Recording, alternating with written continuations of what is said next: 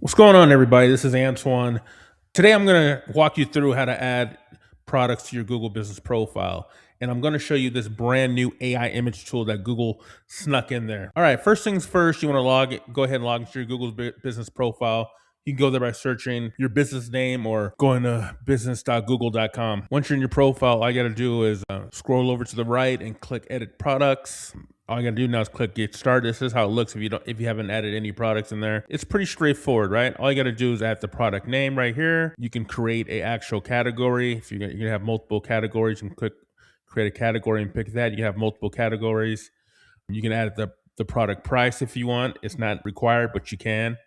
Also, you can add the product description, which is also optional. I suggest you add a description. You can get 1,000 characters in there, which is great. And there's a landing page as well. That's optional again. You should probably add a link and probably have some UTM parameters in there as well so you can track it. Here's the latest thing, the AI feature, right? You see the banner at the top, it says transform your product image with AI. Click Get Started. Go ahead, delete that, and we can click Get Started, and then we can go to downloads right here, and then plate of food, and then we can play around with this AI feature, like we can add a light marble count to the tabletop, right?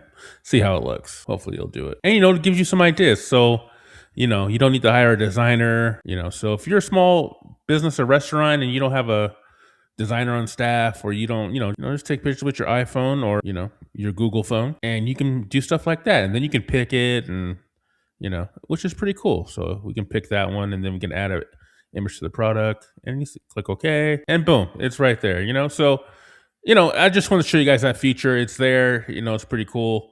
But yeah, I mean, that's pretty much it, and that's how you add products to your Google business profile and use the new AI image feature. If you found this helpful, hit the like button if you found this helpful. But yeah, we'll see you guys in the next one. Have a great one. Bye.